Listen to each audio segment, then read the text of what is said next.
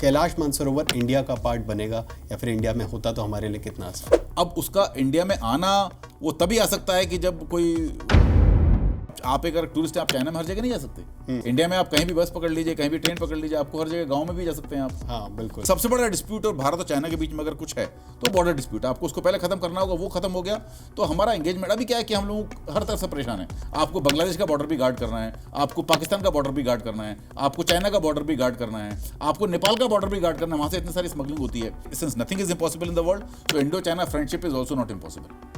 Sir, let's assume India and China becomes very good friend. How will it impact the geopolitical issues? If we assume that Indo and China become very good friends, then जो दो मुल्क की जोड़ी है, it will be the ultimate superpower in the world. Ultimate superpower in the world, both militarily, intellectually, technically, and economically. Welcome to India.com. As a great leader and India's ex-Prime Minister Atal Bihari Vajpayee has said, we cannot change our neighbors, we can change our friends only. So we are bringing a new show for you to have a deep dive in the geopolitical and geostrategic issues related to India. And this is for you to understand the real issues on our border countries and what can be India's next steps in geopolitics to maintain and build relations in the South Asia. Also, in this special series, we will first start with the border country and their relations with India and presently, and then we will dive deep in exploring the history, cultures and relations with them. This is a big dose of information for the geopolitics lovers and for people who truly want to understand Indian geopolitical issues and India's neighboring countries. We have with us Major Amit Bansalji. He is an expert in international issues and also a known media personality. Without any delay, let's start this session. Sir, which country do you want us to start? None of India is a country where none of our borders are peaceful. Even the border with Nepal is also volatile. Border with Bhutan also has got some kind of turbulences. Border with Bangladesh, as you know, is quite turbulent. Yes. So we are not having any peaceful border. But nevertheless, when we are talking about our neighbors, and if I'm given a choice, अगर आप मुझे बोलते हैं कि यार किसी एक मुल्क के बारे में बात करनी है, so the only big elephant in the house is China. China. So let's talk about China. Let's start with China, Sure, and then sir. we'll move on to other countries. Sure, sir. I think this start with the energy and with the flow of what we want to talk about, what information we want to give, is already has started on a very good note. China recently, sir, there has been a lot of I would say talks between China, disengagement on the borders. Also, sir, Indian Foreign Secretary has recently visited China, and there has been some positive talks. We will break the Chinese and India relation in some concepts. Firstly, sir, I would ask you to explain and make our audience understand the India-China relations and the nitty-gritties about it. We will also talk about India-China relations, their history, our culture, our political ties. Let's start with history, sir. देखिए, historically हम China की बात करें तो India and China both have been historically part and parcel of the same history. In ancient Buddhism, who bought it to China? कौन लेकर के गया बुद्धिज्म चाइना के अंदर? It went from India. Yes. इतने सारे चाइनीज स्कॉलर्स, इतने सारे चाइनीज ट्रैवलर्स इंडिया में आए. आज हम बात करते हैं ह्वेन सांग, हम बात करते हैं फाहियान की, तो जिन्होंने भारत की हिस्ट्री के बारे में इतना कुछ लिखा है. Yes. इतने सारे ट्रैवलर्स हम इंडिया में आए. Why they came? Because there was a part, they were part and parcel of the same culture. They were really interested Yes, in they were India. really interested. Not only that, हम बात करते हैं old silk route की. Yes. Old silk route किस को सबसे ज्यादा dominate कौन से दो कंट्री करते थे? India and China. India and China. तो हर जगह बात करते हैं हिस्टोरिकली, तो हिस्टोरिकली ये दोनों मुल्क जो है वो हमेशा एक कल्चर का पार्ट एंड पार्सल रहे हैं. ये तो पहली बात होगी हिस्ट्री की. बट अब क्या है, आज की डेट में बहुत सारे टर्बुलेंसेस हैं. हम टर्बुलेंसेस को जब बात करेंगे, हमारे पास हिस्टोरिकल टर्बुलेंसेस हैं, हमारे पास पॉलिटिकल टर्बुलेंसेस हैं, हमारे पास ज्योग्राफिकल टर्बुलेंसेस हैं, टेरिटोरियल टर्बुलेंसेस हैं, Yes. हमारे पास इकोनॉमिकल टर्बुलेंसेस हैं, हमारे पास पॉलिटिकल टर्बुलेंसेस हैं. Yes.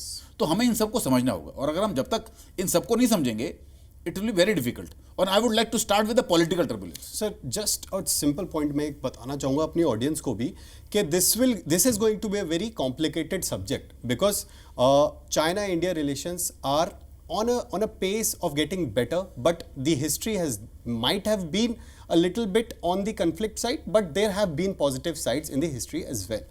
As sir is going to explain bit by bit हम लोग बहुत बहुत सिंपल लैंग्वेज का इस्तेमाल Yes, sir. करेंगे ताकि आपको सारे एस्पेक्ट समझ में आए।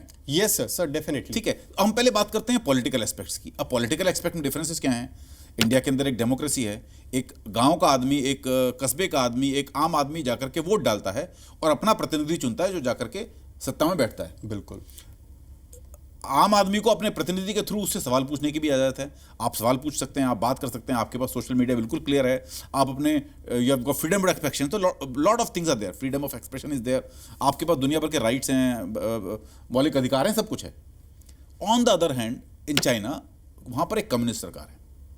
वहाँ पर जो उनका राष्ट्रपति है वो आम आदमी के द्वारा नहीं चुना जाता, वो चुना जाता है आपकी उनकी जो कम्युनिस्ट पार्टी की कांग्रेस होती है हर साल, उसमें चुना जाता है। कौन चुनता है? कम्युनिस्ट पार्टी के रिप्रेजेंटेटिव चुनते हैं। ये रिप्रेजेंटेटिव्स कहाँ से आते हैं? ये भी नॉमिनेटेड होते हैं। इनके जो ये सपोज आप जो नेशनल पीपल्स कांग्रेस जिसकी बात करते हैं, जो चुनता है इनके सारे अधिकारियों को, सत्ता को जो चुनता है, उसके रिप्रेजेंटेटिव जो अलग अलग इलाकों से नॉमिनेट होकर के आते हैं, ऑलमोस्ट नॉमिनेट होकर के आते हैं, क्योंकि जो उनके लोकल इलेक्शंस होते हैं वो भी आम आदमी तक नहीं जाते। कम्युनिस्ट पार्टी के कार्यकर्ता मिलकर के वोट करते हैं, अपॉइंटेड एज रिप्रेजेंटेटिव। वो रिप्रेजेंटेटिव जाकर के नेशनल पीपल्स कांग्रेस में बैठता है, उन्हीं रिप्रेजेंटेटिव में से वोटिंग होती है, उसमें सेक्रेटरी चुना जाता है। सो अल्टीमेटली पूरा का पूरा प्रोसीजर जो है वो पूरा का पूरा एक कहना चाहिए बहुत ही ज़्यादा डाउटफुल प्रोसीजर है। सर जस्ट अ क्वेश्चन, जैसे कि आप जैसा बता रहे हैं कि उनके नॉमिनेटेड एक वर्ड है, जो इंडिया में यहाँ पे हर एक कैंडिडेट का वोट जो होता है लोग डालते हैं, जो सत्ता है वो लोगों के हाथ से चुनी जाती है, लोग ही बना के बैठाते हैं। वही चाइना में इट इज़ क्वाइट ऑपोजिट, कि वहाँ पे नॉमिनेटेड हैं, जो कम्युनिस्ट पार्टी है वही नॉमिनेट करती है। तो politically we are on a, if they are black we are white, मतलब बिल्कुल they are north we are south. So हम पॉलिटिकली अलग अलग हैं, काफ़ी अलग है, काफ़ी अलग हैं। बात आती है टेरिटोरियल डिस्प्यूट की। भाई अब टेरिटोरियल डिस्प्यूट्स के बारे में क्या है कि जब तक 1950 तक, जब तक चाइना ने तिब्बत को एनेक्स करना शुरू नहीं किया था, इंडिया का टेक्निकली चाइना के साथ कोई बॉर्डर नहीं था। China was not our neighbouring country technically till 1950। हम लोगों का बॉर्डर शेयर था किसके साथ? तिब्बत के साथ। इसलिए आप भी देखते हैं Bharat Indo Tibet border police, कभी आपने देखा इंडो चाइना बॉर्डर पुलिस? नहीं। तो अब चूंकि उनके तिब्बत के और चाइना के जो भी इशूज रहे हों, मैं आप उनके पुराने एग्रीमेंट से, किंग डायनेस्टी के एग्रीमेंट से, पुराने मिंग डायनेस्टी के एग्रीमेंट थे, उनके ऊपर मैं नहीं जाना चाहता। सर शॉर्ट में आप बता सकते हो कि कब चाइना ने तिब्बत पे ये जो एनेक्शर था ये किया? और देखिए पूरे प्रोसीजर उनके स्टार्ट हो गए थे 1950 में। 1950 में जब देखिए ये सारा का सारा, जब तक डायनेस्टिक रूल रहा चाइना में, तो चाइना के डायनेस्टिक रूल वाले जो राजा थे दे वर लीस्ट बॉदर्ड अबाउट तिब्बत। उनको चिंता नहीं थी तिब्बत की। बट जब तिब्बत में जब चाइना में कम्युनिस्ट गवर्नमेंट आकर के बैठी, 49 में उनकी कम्युनिस्ट गवर्नमेंट हुई, तो उन्होंने स्टार्ट किया, चलिए ठीक है एक्सपेंड करते हैं। पुरानी ट्रीटीज़ को देखा, उन्होंने कहा ठीक है भाई, पुरानी ट्रीटी के मुताबिक अभी ये तिब्बत हमारा पार्ट है, तो let's go and forcefully annex Tibet. काफ़ी सारी बातें भी, ऐसा नहीं बातें नहीं हुई हैं, काफ़ी सारी बातें हुई हैं तिब्बत के गवर्नमेंट के बीच में और चाइना के बीच में, और टेक्निकली वो सारी बातें आपको सरप्राइज होगा इंडिया में हुई, क्योंकि it was a neutral country. तो India mediated, India and the British government they mediated in the talks between Tibet and China. But फिर भी चाइना माना नहीं, क्योंकि कम्युनिस्ट गवर्नमेंट थी। कम्युनिस्ट की एक हैबिट है, आप चाहे आप रशिया में देखें जब वो बोल्शेविक्स थे, चाहे आप किसी और मुल्क में देखें जहाँ भी कम्युनिस्ट गवर्नमेंट रही है, तो वहाँ they forcefully bulldoze their way through the democracy everywhere. आप कहीं भी देखेंगे they forcefully bulldoze their way, तो वो घुस जाते हैं करके। तो उन्होंने कहा ठीक है, will occupy the Tibet. Anyway they occupied the Tibet post Tibet. Post 1950 के बाद उन्होंने 1951 में एक टेक्निकली उनके जो फोर्सेस वगैरह मूव करनी शुरू हुई थी तिब्बत में, और 58-59 तक कंप्लीटली उन्होंने तिब्बत को एनेक्स कर लिया था। अब जो हमारे बॉर्डर डिस्प्यूट्स थे तिब्बत, क्योंकि हमने तो कभी सोचा नहीं इसके बारे में कि भाई हमारा एक प्रॉपर बॉर्डर होना चाहिए, ऐसा होना चाहिए, वैसा होना चाहिए, जो हमारे को ब्रिटिश लेगेसी मिली हमने उसके ऊपर फॉलो किया जी।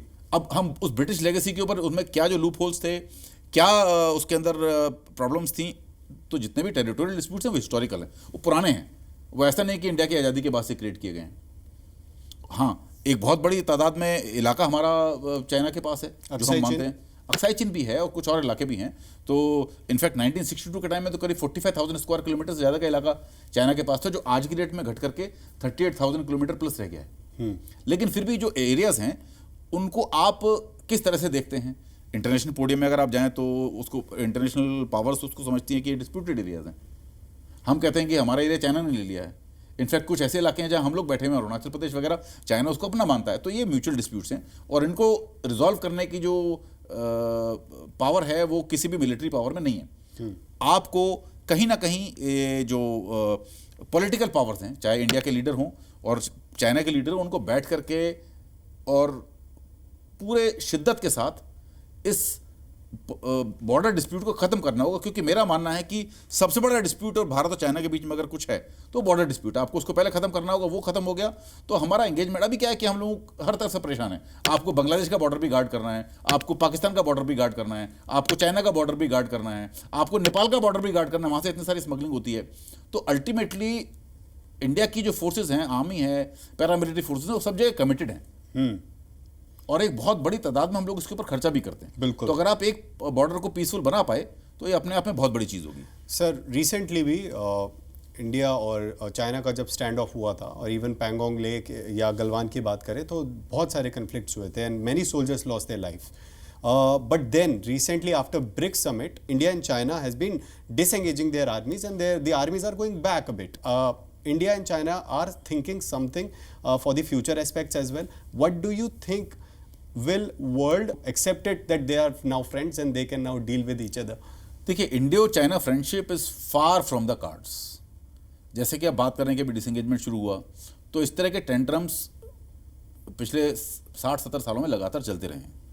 क्लैशेज होते हैं, कभी नाथुला क्लैश होता है, कभी तवांग क्लैश होता है, कभी डोकलाम के कुछ सालों पहले क्लैश हुआ था, गलवान क्लैश हुआ, गोगरा के क्लैशेज हुए, वाई जंक्शन वाले क्लैशेज थे, हमारे पास अपना दौलत बेग गोल्डी में भी क्लैशेज वगैरह हुए। तो ये छोटे मोटे क्लैशेज, टेम्परेरी क्लैशेज चलते रहे, एंगेजमेंट डिसएंगेजमेंट चलता रहा है और ये लगातार, ऐसा कुछ बात नहीं है कि आज जो अगर डिसएंगेजमेंट हुआ है तो this is silver lining in the cloud. I don't see it is a single silver lining in the cloud. चीज़ें चलती रहेंगी। आपको ब्रॉडर पर्सपेक्टिव में अगर आपको लगता है, हमारे मुल्क के हुक्मरानों को लगता है कि आपको चाइना के साथ दोस्ती करनी है, तो उसके लिए it is not just India who wants it, China also should want it. काफ़ी सारी चीज़ें चाइना को भी सेक्रीफाइस करनी पड़ेंगी, जो मुझे लगता है कि चाइना नहीं करेगा। But this is already what geopolitics is all about. Yes, politics, but आपको देखना पड़ेगा कहीं ना कहीं, बिकॉज आज की जो लीडरशिप है चाइना की और आज की जो बड़ी स्टॉन्च शी जिनपिंग की लीडरशिप है, कम्युनिस्ट लीडरशिप है, unless there is a moderate leader who is ready to sacrifice something from the China side, हमें कोई एक coming on the same platform is very very difficult. अब बात आती है इंडिया चाइना की दोस्ती की। कुछ इलाकों में हम ऑलरेडी दोस्त हैं, कुछ इलाकों में ऑलरेडी चीज़ें चल रही हैं, बट कुछ इलाकों में हम काफ़ी एंटी भी हैं। जैसे चाइना का पाकिस्तान को support, we don't like it. China की economic dominance, will talk about it separately. China की जो इकोनॉमिक डोमिनेंस है वो अपने आप में एक अलग चीज़ है, और जिस तरह से चाइना टेरिटोरियल डोमिनेंस भी कर रहा है, आप देखते हैं पूरे साउथ चाइना सी को उसने कब्जा लिया है, किसी की भी टेरिटरी नहीं जाने दे चाहता। वो भी हमारे लिए बहुत बड़ी चीज़ है। जिस तरह से उसके जहाज हमारे इंडियन ओशन में आकर के सर्वे करते रहते हैं, ये भी हमारे लिए बहुत सारी चीज़ें हैं, मल्टीपल चीज़ें हैं। तो हर चीज़ को अलग अलग एड्रेस करना पड़ेगा, और मुझे नहीं लगता कि इंडो चाइना की friendship is on the cards. उसमें बहुत वक्त लगेगा। और can it happen anywhere like in next 100 देखिए, हाइपोथेटिकली अगर हम बात करें तो nothing is impossible in the world. Hypothetically, since nothing is impossible in the world, so Indo-China friendship is also not impossible. It can be but possible. It can be done, but उसमें बहुत सारे sacrifices. Sir, let's assume India and China becomes very good friend, and how will it impact the geopolitical issues, especially US? If we assume that Indo and China become very good friends, then this duo, ये जो दो मुल्क की जोड़ी है, it will be the ultimate superpower in the world. Ultimate superpower in the world, both militarily, intellectually, technically and economically. Yes. So ये किसी भी एस्पेक्ट को आप देख लें, हर एस्पेक्ट, सी कहाँ है बेस्ट टैलेंट, दिमाग सबसे ज़्यादा कहाँ है। आप दुनिया में देखते हैं चाइनीज इंजीनियर आपको दिखते हैं, इंडियन इंजीनियर आपको दिखते हैं, आपको कहीं दिखते हैं यूरोपियन इंजीनियर्स? बिल्कुल तो दिमाग हमारे पास है, यस, टेक्निक हमारे पास है, काम करने की शिद्दत हमारे पास है, रिसोर्सेज हमारे पास हैं। आप देखिए, अगर आप इंडो चाइना को कंबाइन कर देंगे तो मुझे नहीं लगता कि किसी भी रिसोर्स के लिए इन दोनों मुल्कों को किसी चीज़ को इंपोर्ट करना पड़ेगा। आपके पास मिनरल्स भी हैं, आपके पास हर तरह की चीज़ें हैं, आपके पास कोल भी है, आपके पास anything is available. We would say like every technology is available in these parts of the world. और सबसे बड़ा पार्ट है, इन दोनों कंट्रियों को अगर आप मिला देते हैं तो nearly about you can say 40% of the world's population is in this two countries. ये तो सर, तो आपके पास बहुत बड़ा ह्यूमन रिसोर्स है। आज की डेट में सबसे बड़ा रिसोर्स क्या है? Human resource. ह्यूमन रिसोर्स भी अगर आपके पास ट्रेंड ह्यूमन रिसोर्स है, जैसे कि इंडिया में है ट्रेंड ह्यूमन रिसोर्स है, तो उससे बेटर कुछ नहीं है। Yes Sir, if we talk about economic ties, India and China are the biggest, I would say, trade partners. और लास्ट ईयर ही इन 2024 ऑलमोस्ट $118 बिलियन का इंडिया चाइना का ट्रेड रहा है. और ब्रिक्स की समिट के बाद अ लॉट ऑफ अभी भी बहुत सारे सैंक्शंस हैं आपस में एक दूसरे के बाद ऊपर, लेकिन फिर भी इतना बड़ा ट्रेड है. लेकिन अगर ये ट्रेड टाइज और ज़्यादा बढ़ते हैं तो will it create more jobs in India? Will it create more R&D processes or technology? Will it bring more technology in India? देखो, let me put you clarity on this trade volume. हम लोग कहते हैं कि bilateral trade $180 billion का, मानते हैं इस बात को, लेकिन उसके साथ में how much is India, how much is China.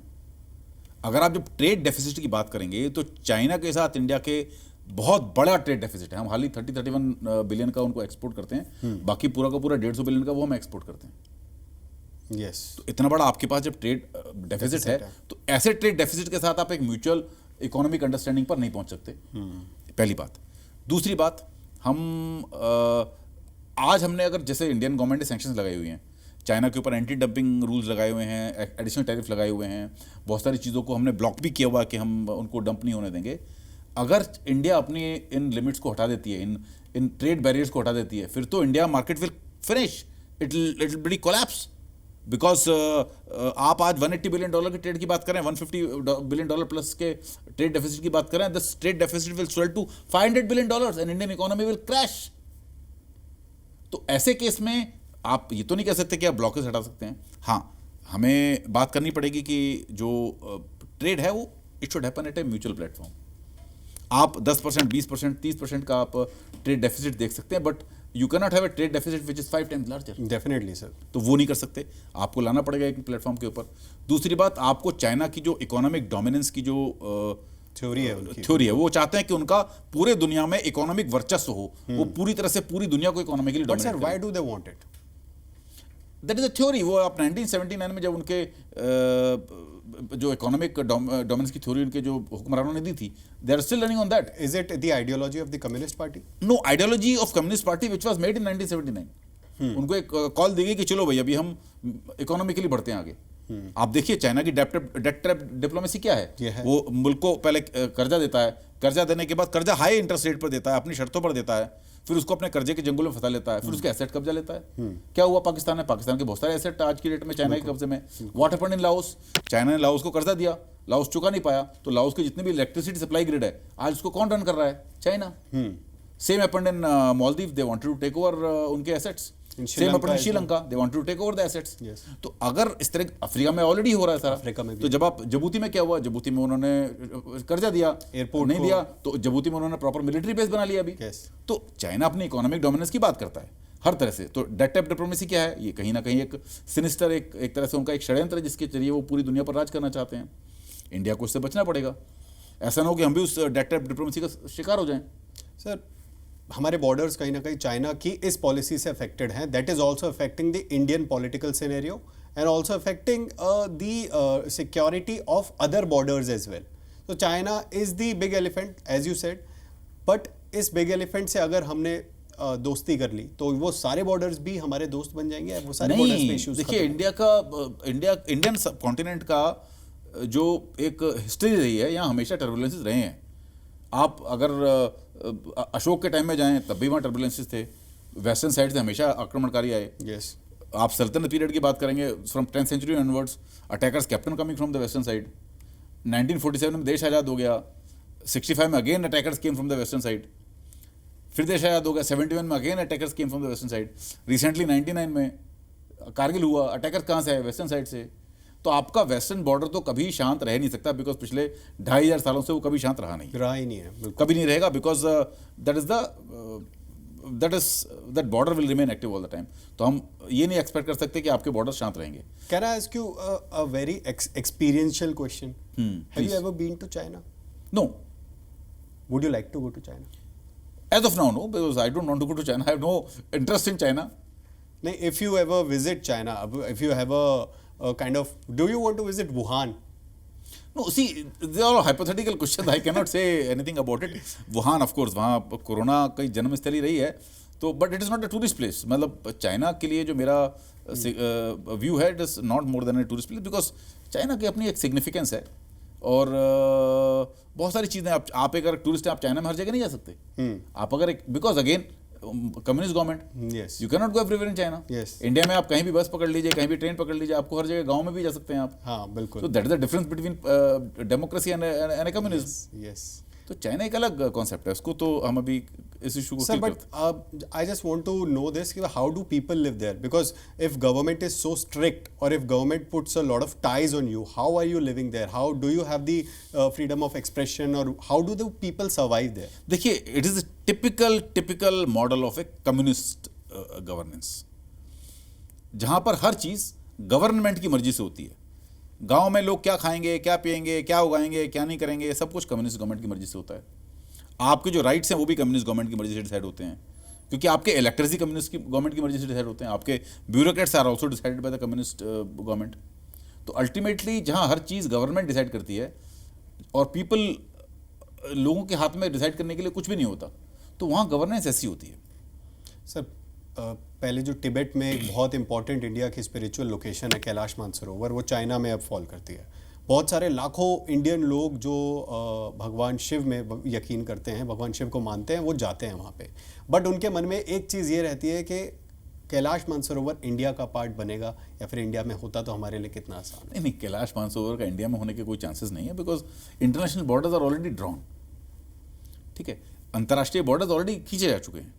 अब उसका इंडिया में आना वो तभी आ सकता है कि जब कोई बहुत धरती में उथल पुथल हो जाए और China is compelled to give that area to us, but I do not see any possibility again of that.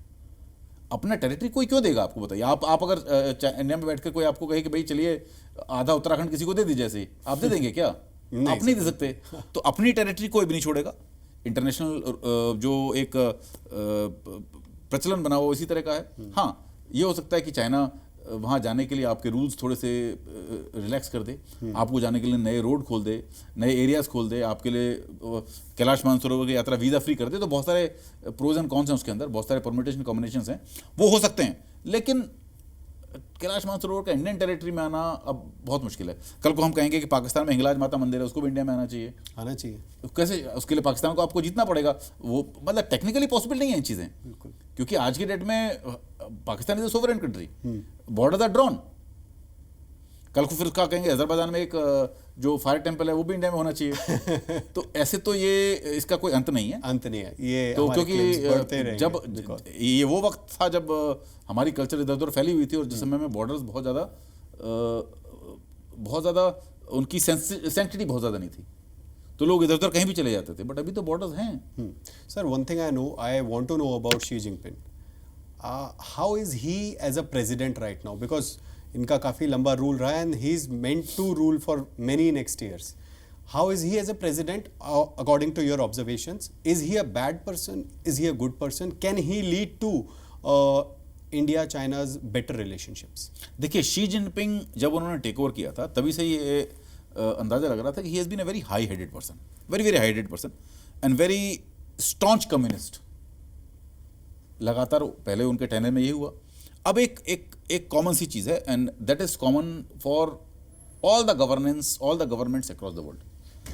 अगर आप किसी एक व्यक्ति को पावर में बहुत लंबे वक्त तक रखते हैं without any checks and balance, तो उसके अंदर एक ऑटोक्रेटिक नेचर आ जाती है। ठीक है, क्या हुआ? क्यूबा में फिदेल कास्ट्रो बहुत लंबे वक्त तक रहे, कम्युनिस्ट गवर्नमेंट है वहाँ, आप देख लीजिए जाकर के, वहाँ उनके रूल चलते हैं। ठीक है, इसी तरह से जब when it was USSR, when Soviet Republic था, उस वक्त में अगर आप लगातार 2 टेनर एक प्रेसिडेंट कर लेता था तो कहीं ना कहीं ऑटोक्रेटिक नेचर आ जाती थी। अब यहाँ तो शी जिनपिंग ऑलरेडी लंबे वक्त तक हैं, और वो उनका कोई सक्सेसर भी दिखाई नहीं दे रहा, और ये भी नहीं पता लग रहा कि कोई और उनकी जगह पर आ पाएगा कि नहीं आ पाएगा। तो और जितना आप अपनी इस कुर्सी पे वो टाइम बिताएंगे, उतना ही वो with each passing year he will become more and more autocratic in nature. Sir, अब चूंकि कम्युनिस्ट आइडियोलॉजी ऑटोमेटिकली पहले से ऑटोक्रेटिक है, उसमें आप ऐसे व्यक्ति को लगातार पावर में रखते हैं जो और ऑटोक्रेटिक है, तो मैं कह सकता हूं कि जो धीरे धीरे जो चाइना की हालत खराब ही होने वाली, बिकॉज अल्टीमेटली, और हो सकता है कि जब इनके प्रेशर जब इतना बढ़े, तो कल को चाइना में कोई अगर रिवोल्ट हो जाए या कोई रिवॉल्यूशन हो जाए तो आपको ताजुब नहीं होना चाहिए। बिल्कुल sir, if you compare Donald Trump and Xi Jinping, कौन ज़्यादा ऑटोक्रेटिक नेचर का आपको लगता है, या कौन ज़्यादा अपनी बात को मनवाने वाला लगता है? देखिए किस फोरम पर, अगर आप ग्लोबल फोरम में बात करते हैं तो शी जिनपिंग का एक लिमिटेड सर्कल है, वो अपनी बात मनवाने के शी लिए। जिनपिंग कनाडा के प्राइम मिनिस्टर से जब मिले थे, सो एट अ फोरम, और उन्होंने उनको अलग ले जाकर कुछ ऐसा डांट दिया था कि वो वीडियो भी नहीं, रिकॉर्ड देखिए हो वो गया वीडियो था। में रिकॉर्ड किया मैं उसको मानता नहीं हूँ, लेकिन शी जिनपिंग की लिमिट जो है वो केवल चाइना तक है, या कुछ छोटे मोटे जो कंट्री चाइना के आसपास के हैं, लेकिन ट्रंप की limit all over the world है, बिकॉज आज की डेट में America is the biggest elephant in the world. तो आप अगर ट्रंप फोर्सफुली किसी बात को इंडिया को बोलता है, इंडिया को मानना पड़ेगा। ट्रंप किसी बात को यूरोप को बोलता है तो यूरोप को मानना पड़ेगा। ट्रंप किसी बात को पाकिस्तान को बोलता है, मिडिल ईस्ट को बोलता है तो उसको मानना पड़ेगा। इब्राहिम अकॉर्ड किसने मीडिएट किया? अमेरिका ने मीडिएट किया। बिल्कुल। अमेरिकन प्रेसिडेंट की पावर बहुत ज़्यादा है, और अमेरिकन प्रेसिडेंट अपनी पावर को ध्यान में रखते हुए किसी से भी बातें मनवाने का मादा रखता है। कल को अगर कोई मना करता है तो नहीं मना करता, वो क्या करेगा? उसके ऊपर अपनी मिलिट्री एक्शन कर देगा, पॉलिटिकल एक्शन कर देगा, सैंक्शंस लगा देगा। रशिया के साथ क्या हुआ? यूक्रेन में झगड़ा हुआ, रशिया के ऊपर सैंक्शंस लग गई। वेनेजुएला के साथ क्या हुआ? वेनेजुएला ने अपना ऑयल सस्ते दामों पर बेचने से मना किया, सैंक्शंस लग गई। आज हालत देखिए वेनेजुएला की, economically it is almost finished. तो आप मना करेंगे, आपके ऊपर सैंक्शंस लगा देगा, यूएन ही लगाएगा, अमेरिका लगा देगा, आपके ट्रेड बंद कर देगा आपके, बिकॉज अल्टीमेटली आपको ट्रेड तो अमेरिकन डॉलर में ही करना है ना। यस। तो बहुत सारी चीज़ें हैं, ऐसा नहीं है कि बट हाँ, अगर आप पूछें कि कौन मनवा सकता है अपनी बात, तो यस ट्रम्प मनवा सकता है। और शी जिनपिंग का जो ऑरा है वो तो केवल लिमिटेड है चाइना और may be few of the ASEAN countries like Laos and Cambodia, जहाँ पर उसका थोड़ा सा इन्फ्लुएंस है, अदरवाइज कहीं नहीं है। सर, चाइना की technology and India's technology are always on a comparison table. अभी डीप सीक एक बहुत बड़ा एआई सॉफ्टवेयर आया जो कि चाइना, जिसने यूएस में और वर्ल्ड में ही बहुत बहुत हलचल मचा दी है।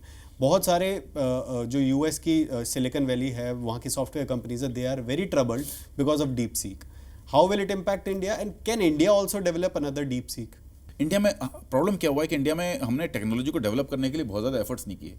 पॉलिटिकल इंस्टेबिलिटी बहुत लंबे वक्त तक रही, तो जिस तरह से हम लोगों को R&D के ऊपर फंड खर्च करना चाहिए था, सब कुछ करना चाहिए था, वो नहीं हुआ। तो हम कहीं ना कहीं पीछे हैं इस मामले में। लेकिन India has got lot of brains. NASA में कौन काम कर रहा है? आज इंडियंस। सिलिकॉन वैली में 40% से ज़्यादा कौन लोग काम कर रहे हैं? इंडियंस। तो अल्टीमेटली ब्रेन इंडिया का ही है। आप देखेंगे जो ओपन AI है, बाकी जो AI बेस्ड सॉफ्टवेयर हैं, उसके अगर आप डेवलपमेंट टीम में जाएंगे तो आपको 50% से ज़्यादा इंडियंस ही मिलेंगे। ऐसा नहीं कि इंडिया के पास ब्रेन नहीं है सर। हाँ, लेकिन ये हमारी सबसे बड़ा फॉल्ट भी है कि इंडियंस वहाँ काम कर रहे हैं। बट अब आप उसको नहीं सुधार सकते, वो पॉलिटिकल इश्यूज हैं। मैं उसको कोई और इशू की, पॉलिटिकल अफेयर्स हैं, गवर्नमेंट को उसके लिए करना पड़ेगा। आप फ्रीबीज बांट रहे हैं, आप इधर उधर बांट रहे हैं, आप उसकी जगह अपने ब्रेन ड्रेन को रोकिए ना।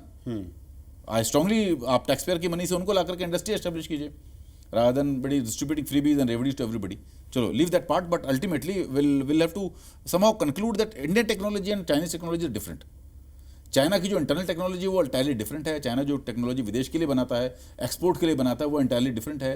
चाइना अपनी डिफेंस टेक्नोलॉजी बनाता है, वो इंटायरली डिफरेंट है। और बहुत सारे उसके ऊपर हम कभी टेक्नोलॉजी के ऊपर, it is very broad topic. Sir, definitely this can be our next topic on technology. Yes. But for today, this will be all for China. अभी चाइना को लेकर हमने जितनी भी सारी बात करी रिगार्डिंग टेक्नोलॉजी इन मिलिट्री, हमारी पॉपुलेशन, हमारा इवन क्या कहें कि political ideologies, this is sum up of the whole thing about India China relations. But definitely हम नेक्स्ट बात करेंगे किसी और बड़ी कंट्री की, maybe Pakistan is the next one. Sir, what do you say? या we can talk about Pakistan later. Pakistan का next episode आप जरूर देखेगा with major Amit Bansal and Abhishek on India.com। Thank you.